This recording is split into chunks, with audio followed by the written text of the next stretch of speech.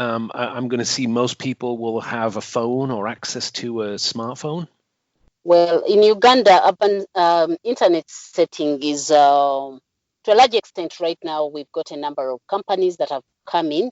Internet is still expensive to access and not very easy to access in Kampala, even in the cities.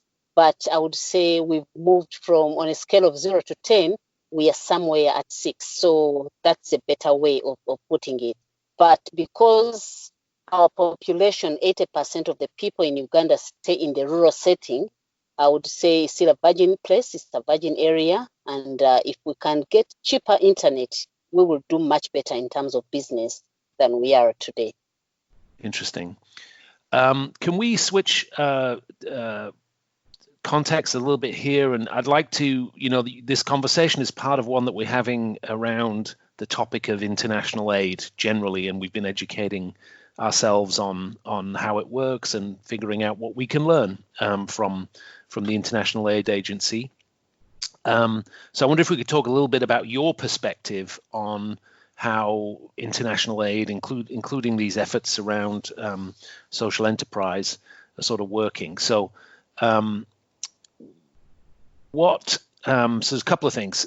First of all, I wanted to know what efforts are going on in Uganda to skill people in the use of technology, because it clear, as you've described it, it's a game changer, but also it seems that it's sort of bifurcating the country a little bit, where you've got the urban people who have access and the rural people who don't.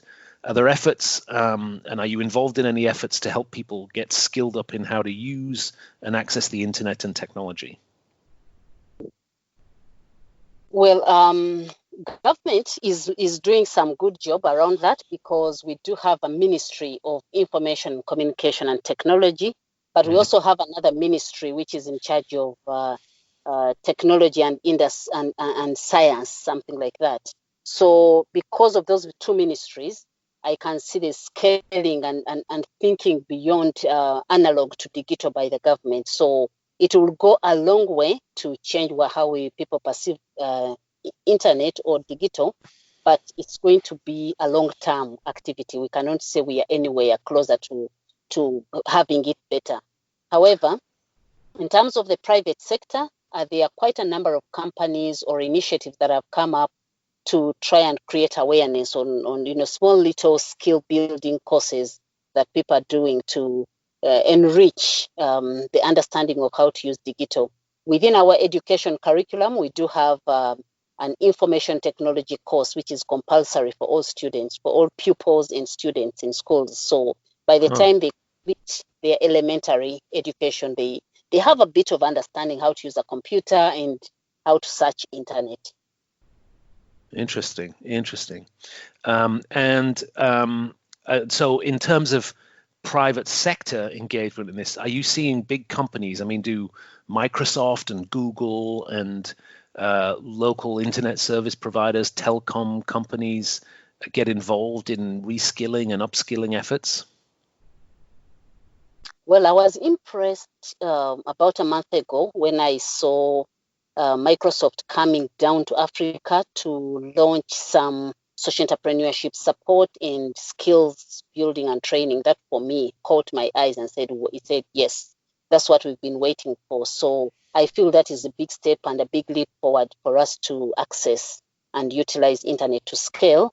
And some telecom companies have come up, but still internet is very, very expensive and unreliable. So we are not yet there, as I said earlier on. So there's still a lot of work to do in terms of ensuring that data is accessed at the cheapest, that anybody, even in the rural areas, getting data shouldn't be that expensive as we are experiencing right now. Yeah, that's interesting, isn't it? There's kind of like, I think if the biggest barrier is just cost, and if you can drive the cost down, then people will find ways to get skilled and find ways to get engaged and get themselves on board. Joyce, you and I have served together on the board of Humentum, which is a great organization and focused on operational excellence for international aid organizations. And one of the missions there, one of the objectives is to help with this sort of notion that the international aid industry needs to shift to have a more sort of act local, global south mindset when it comes to international aid. Do you agree with this shift in approach, and have you seen any progress in terms of how international aid shows up in your region and helps build sustainable capacity?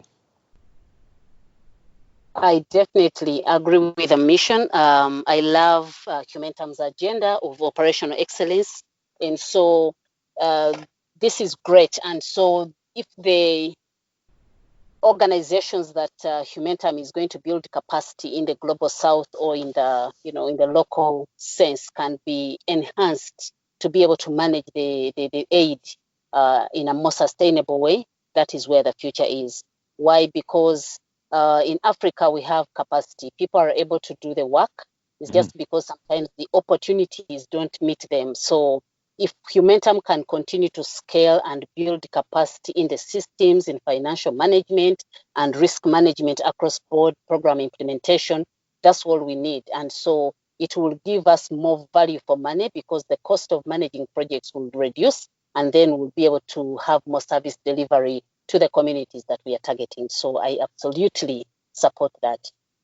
And do you think this sort of social entrepreneurship, the sort of organizations that you're seeing spring up in your region, are they part of this movement to empower people locally rather than just constantly fly in experts and resources from the north? Exactly. We are targeting and enabling African-led, African-started social enterprises, largely because they understand the context better. In the way the problems that how they are designed, they understand the context better. They only need capacity building, holding their hand and say, you need to do it better in terms of report writing, in terms of impact measurement, and so on and so forth. But they have the capacity and they just need to be supported, because we cannot rely on expensive support that will always come in and maybe 50% of the revenue going back, which is supposed to be able to deliver the community solutions that people are looking for. Yeah, good stuff. Well, it's good to hear that's kind of really landing and makes sense from your perspective. I have two questions left for you, Joyce. The first one you and I didn't talk about before, but yesterday was or 2 days ago was International Women's Day, and I know that women have been a lot of focus of your work, and both in the past and going forward. Why is it important to focus on women, and what is how is the lot of women in East Africa these days? Is it improving? What's going on there? Well, I've been in the women's movement for 20 years now, and I chair the board of the Forum for Women in Democracy, which is a leading organization that supports and builds women in leadership in the public spaces and in the private spaces. And also in Capital Solutions, we've targeted women. 80% of our work deals with women. And it's very, very essential to put women in the forefront in business, in leadership, and everything around what we do in the communities, because women are the mothers, and so they understand the whole context of a family, and it begins from a family to be able to nurture a progressive community. So all the way from 1996 with the Beijing Platforms for Action, where we were pushing the women agenda, and the current SDG 5, which is looking at gender equality, all those indicators show that women, we are not yet in the spaces where we should be. Women in the boardrooms, the numbers are very, very small. Yes. And so if you're not in the boardrooms where policies are made, they will not be gender sensitive. And so they will always be biased, and women will not be able to get to the bread where the business is coming and going. So for me, priority being given to women is very, very essential, because helping one woman will be able to touch about 10 other people, because they give the focus to the family, the children, and everything else. So I would desire that to see more and more programs coming in, more gender sensitive, and giving women an opportunity to sit on a table and also implement as leaders. Well, there's still more work to do on gender equality in my part of the world as well, and my part of business as well, Joyce. So there is work to be done there, but I really commend you for that focus, and it's really interesting to see if the famous leapfrog that people talk about affect. Perhaps Africa needs to be where we have most of our progress around women's equality and engagement in commerce and life. Yeah. Last question. Many people who get involved in the international aid or in the learning space, have a strong sense of mission. And I always ask my podcast guests why they chose to do this line of work. Was there something specifically that inspired you, a person or an experience that you had that led you to focus your professional life where you have? Yes, quite a number. And I've worked with the local organizations that are Africa-based for most of my career. And I have seen the struggle of raising revenue or even sustaining that revenue. And I came to realize that if you do not design a business model that will be able to sustain itself and not only rely on grants, it's just a matter of time for you to close. And when you close, you really create a big gap in terms of loss of employment and depression amongst the staff that you work with.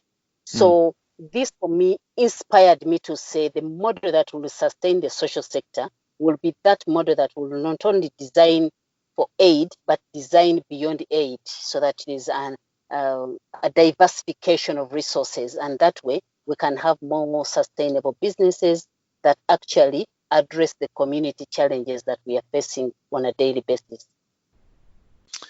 Joyce, I really want to thank you for your time today and you're sharing your perspective. It's really fascinating stuff.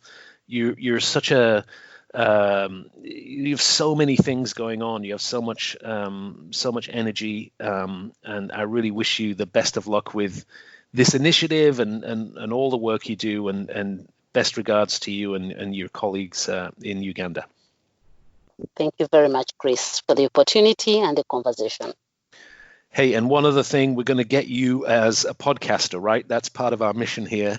And so I can't wait to hear your podcasts, and I can imagine that you would perhaps have conversations with some of these young people who are doing this amazing work, and I can't wait to hear those conversations, Joyce. Thank you, Chris. You'll be my mentor. Well, I'm going to help. I'm definitely going to help. Before we just close, is there somewhere where people can find more information and perhaps find ways that they can help you in your mission? Yes, we do have a website where we can be reached or we can be read about. www.capitalsolutionsug.com, and also on all the other capitalsolutionsug.com. Got it. Well, Joyce, thank you so much, and I wish you the best of luck, and hopefully you can come back and talk to me once you've had a few podcasts under your belt. Thank you very much, Chris. Have a good day.